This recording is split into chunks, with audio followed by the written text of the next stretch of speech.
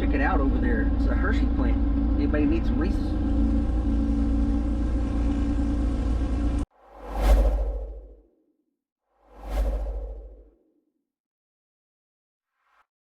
Check it out. Got all the little Hershey Kisses in the downtown area. Man, I bet this is an expensive place to live. Looks like everything gonna cost you 30% extra. It's the Hershey story. At least 30% extra. Cocoa Avenue.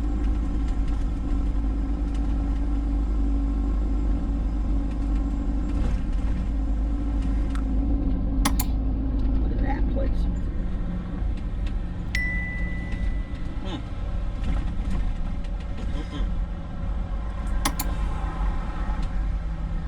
Good morning, trucking junkies.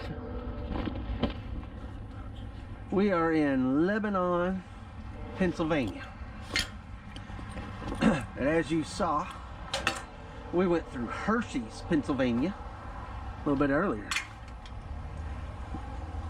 Could almost, just a hint of chocolate in the air. That'll wake you up in the morning. Kind of like coffee, right?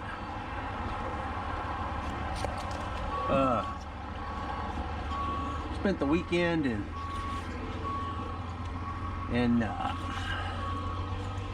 Kernersville,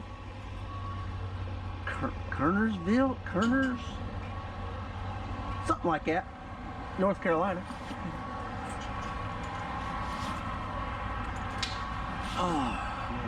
Gabriel went to a hotel and I hung out in the truck on Sunday.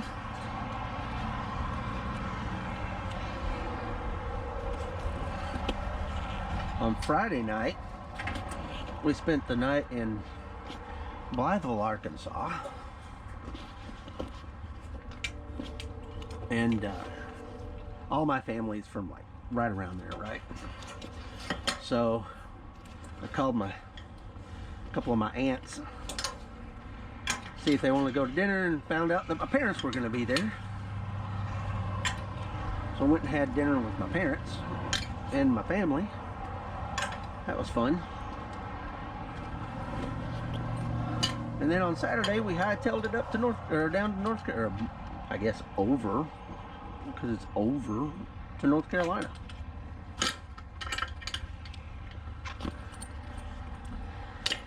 This is Gabriel's last week on the truck.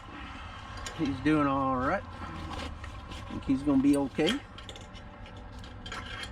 And then next week, we got something different going on. Next week, I will have a guy named Jake on the truck, and he is part of the social media team for Maverick, and they're gonna do a week-long video shoot, doing kind of a day in the life kind of thing for Maverick Trucker. That ought to be interesting. So you guys will see him taking video and stuff like that in the background. Kind of see how you guys will get to see how the sausage is made back there, right? There we go.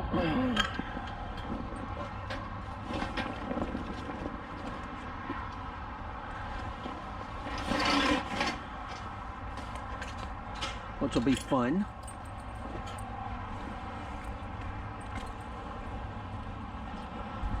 Not sure where we're going to go after this. Like I said, it's Tuesday. He's got to be back by end of day Friday. So they'll start routing us that way, probably starting today, if I had to guess. It's usually how it happens, especially when you're this far north. they start thinking about getting you back Tuesday, Wednesday, somewhere in there.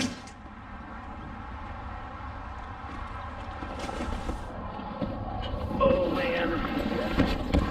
Ouch.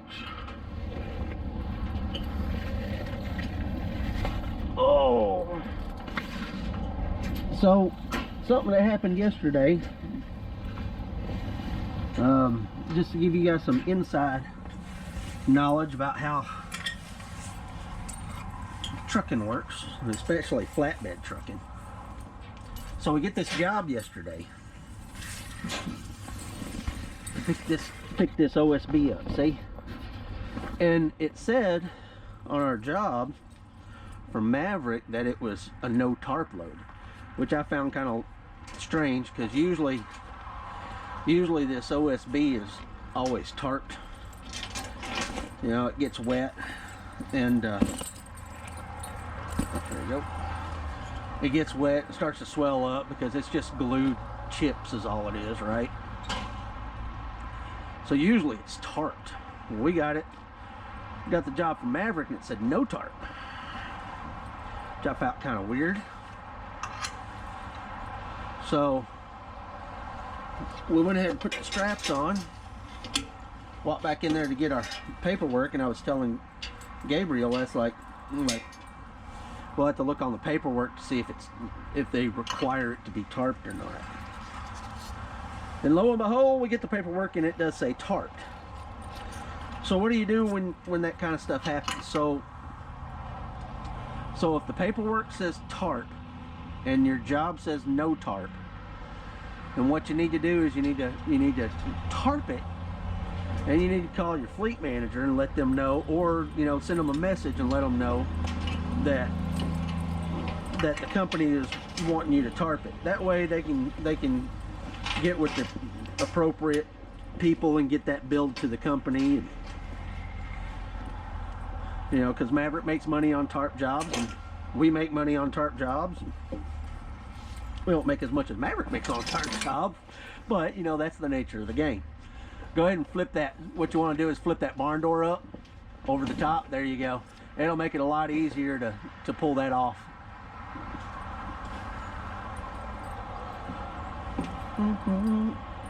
And you're pulling it off on the wrong side. They go in that box. They go in this box. Yep.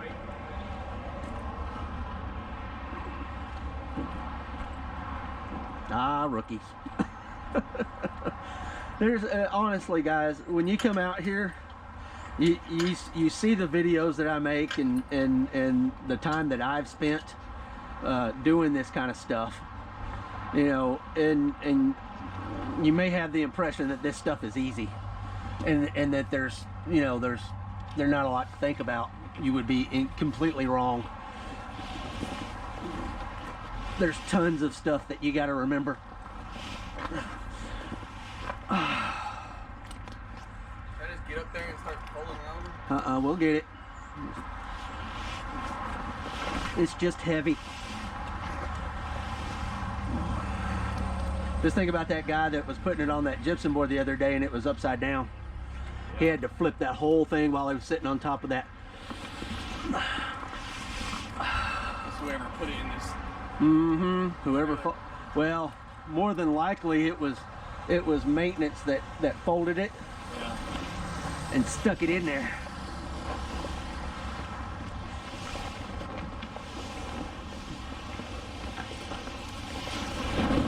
There you go.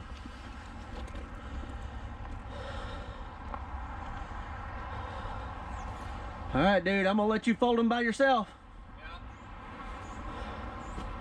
That's one thing I wish my trainer would have done for me. Just so I knew how what kind of mess it was. I got your bungees right here.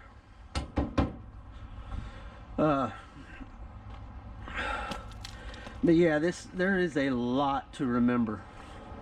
And like anything else, the more you practice, the more you do it, the more it's an automatic kind of thing. You don't think about it, right? And just like playing an instrument. Once you learn and you practice, You know, you don't have to think about where your fingers are going to be when you're playing, right? Or when to take a breath between either measures or notes, or I don't know if y'all know anything about music, so I'll shut up.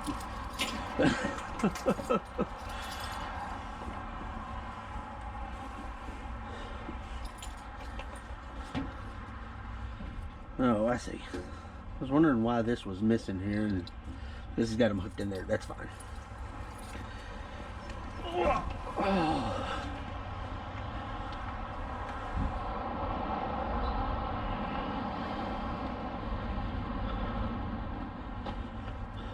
And get the thing out and start getting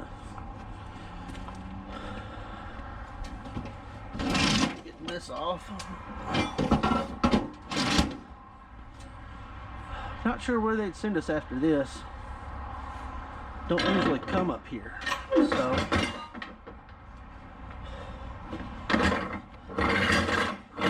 I know some distance down the road there's a shingle place. Go get some shingles if they want to deadhead us like 150 miles.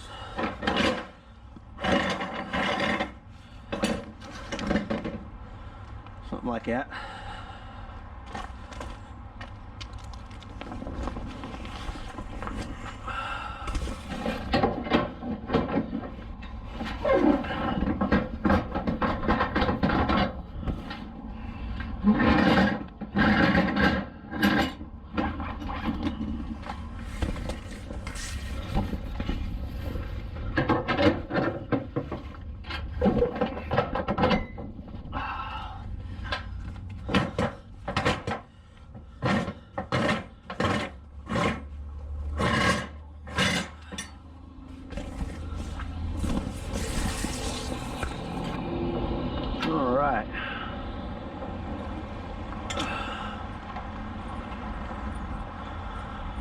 But we'll see.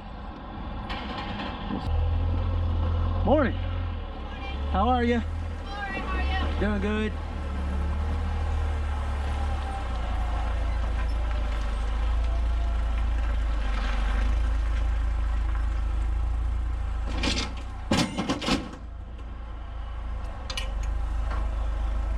We're over here out of her way.